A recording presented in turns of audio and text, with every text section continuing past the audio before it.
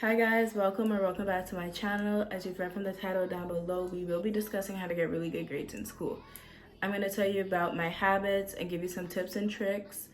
These can be used for high school students, college, university students. It really doesn't matter. They're not going to be in any particular order. There is one that I highly recommend, but they're not going to be in any particular order. But without further ado, let's just get into it. And I do apologize for the glare in my glasses, but honestly, there's nothing I can do. Blind girl things, like I can't see without them. And yeah, it's nighttime. So I apologize. The first one, put your phone on Do Not Disturb. I really do recommend this because this will help keep the distractions down to a minimum. Sometimes I even put it on Do Not Disturb and leave it in my room, and I come and study in the living room or dining room just so I don't get distracted. So I put my phone on Do Not Disturb at home and when I'm in class too, because you want to be focused while you're in class. You don't want your phone just buzzing or ringing off, and then every time it rings off, you're looking, not hearing anything, or you're picking up your phone to text back and stuff like that. So I put it on Do Not Disturb. So put your phone on Do Not Disturb.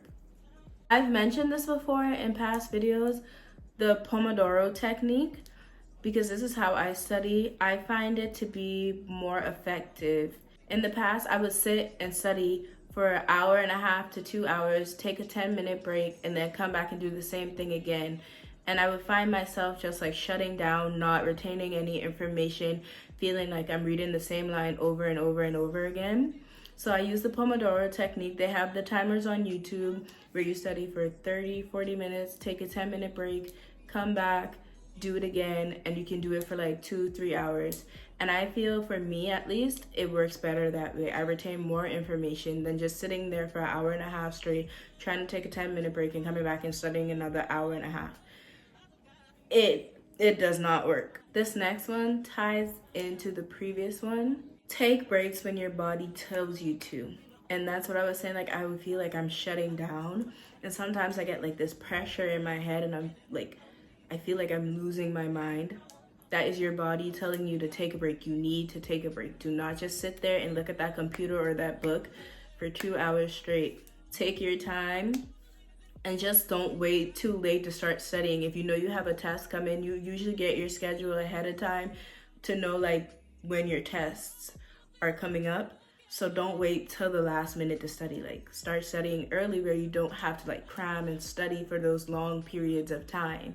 So take breaks when your body tells you to. The next two are apps that I use. These, I'm pretty sure you've heard of both of these. I know one of these for sure, like a lot of people know about. The first one is Quizlet. I use Quizlet for flashcards. I would do up to 200 flashcards depending on the subject, and I would look at the term, look at the definition. Even if I didn't know, like if I only knew 5 things out of that whole flashcard set, I would look at the term, flip over, look at the definition, and keep going through until I went through the full 200. Slowly you start to remember things. So as you go back again, you take your break, you come back, and you start going through it again. Things are gonna start to look familiar, right? And you just keep going. And what I would do is I would study at least a week, start like that entire week leading up to my exam, and I would study the flashcards 2 times a day, and it would work for me. And by the end of that week, I would be set with everything in that flashcard set. Also on Quizlet, you have other flashcard sets from other people that are studying the same thing or have studied what you're currently studying. They have them posted and you can utilize that. You can use those and they'll help you. You don't even have to make your own. There's a ton of them around that you can use, but I prefer to make my own flashcards. The next app is Flashcard Max. I think it's really only for Apple. I'm not 100% on that, so don't take my word for it. I use it more so for the picture flashcard. You can cover the names on the diagram, and that's what I used when I had to study diagrams, learn how to label stuff. I would use Flashcard Max religiously for that. It's a really good app. Like, I highly recommend it. You can do regular flashcards, but I use it more so specifically for the diagrams. So for whatever subject I knew would have a bunch of diagrams, I would just do all of my flashcards in there. And it really helped me to learn all of the labels on the diagram. The next one is take notes in class. Now, I don't know if all professors do it. Sometimes they post them late, but they usually post like a day or two in advance. They post their lecture slides. Me personally, I learn by rewriting as well. So I look at the notes, I have it up on the screen, and I rewrite it in my iPad, and I take in information that way as well. But when I say take notes, more so specifically, take down things that your professor says. They're gonna say things that are not in their slides. And if you deem it important, write it down. Sometimes they're not gonna say, oh, this is really important, but if you feel like it is, write it down. This one ties into the previous one, and this is the one that I highly recommend. Go to class, y'all. Say it with me, go to class. I get it, you don't always wanna go to class. I don't always wanna go to class, but it's highly recommended because, like what I said in the last one, your professors give extra details for their notes. It's not gonna be in the slides.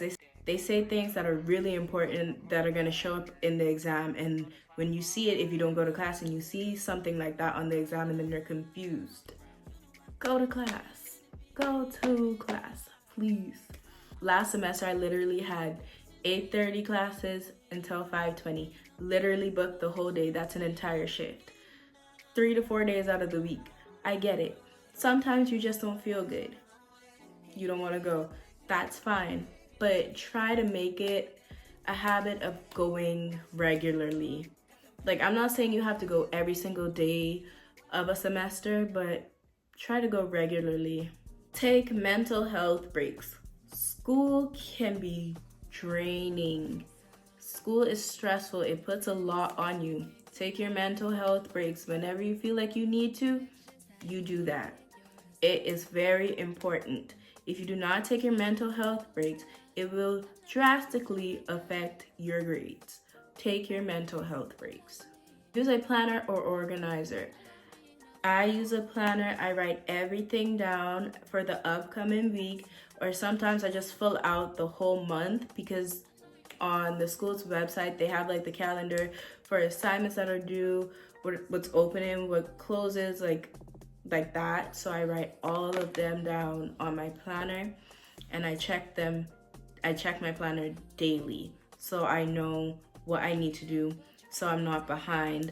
And how I organize my planner is, if I know an assignment is coming up and I know it closes a specific date, I will write it ahead of time. I'll write it like a week in advance to complete. Something like that, just to keep on top of my assignment. So I highly recommend using a planner. Another one, go with your friends. Don't just stay cooped up in the house. Go out. Even if you're gonna go out and study with them, go somewhere else. Don't stay in the house. Go to a coffee shop. Get some different scenery. I find it really effective when you study in different areas. You study with different scenery. Instead of just being in your home, looking at four walls, go to a cafe. Like, go to a park. Like, go out with your friends, hang out. I'm personally not a party girl, but like, I would go to like brunch or something. That's more up my alley, but like, you can go out and party. Do not stay cooped up in the house. Like, even if you go out by yourself and just go to a park, go on a little hike on a trail, something, just get out of the house. Do not just be from home to school and back. Another thing I would do is I would just use the library at school, and in some of the large rooms they have these whiteboards, and I would write on them as if I'm teaching someone, and that helped me a lot too.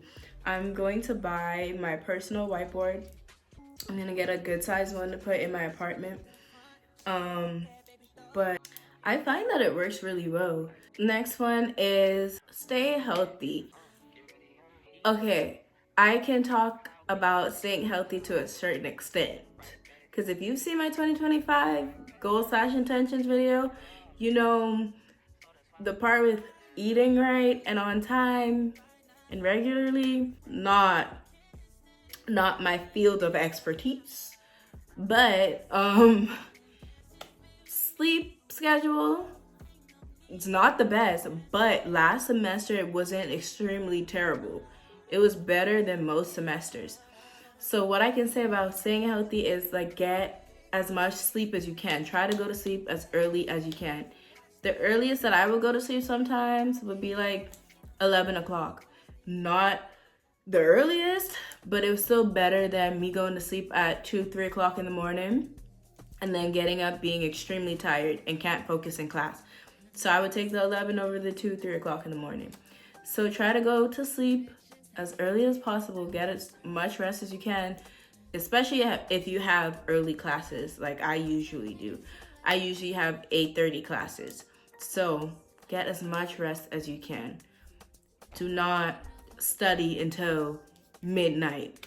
Take your break. I'm telling you, get as much rest as you can. Ask your professors or your teachers for help. I know sometimes you don't want to ask in class, which is fine because I don't really do that either.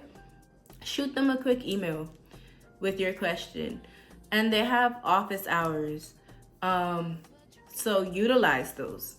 Like if you're unsure about something, go and ask. Maybe you can be on the right track, but it never hurts to make sure. Not asking is not doing you any good.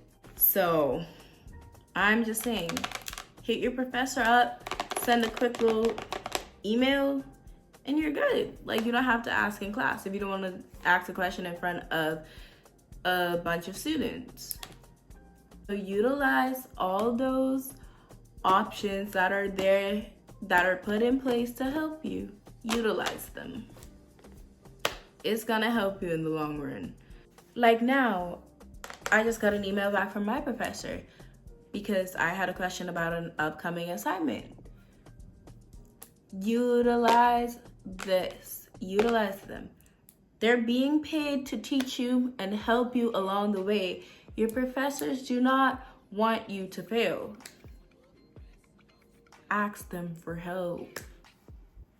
They cannot turn you away if you need help. And if they do, then that's a problem and you need to see someone about that. But yeah, ask them. And yeah, that's basically what I did. And I was able to achieve a 4-point plus GPA. That may not be your goal. Your goal may be to get a 3.3 or 3.5. But these may actually help you.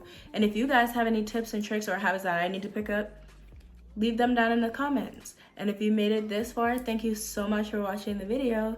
Don't forget to like, comment, and subscribe. And see you guys in the next one.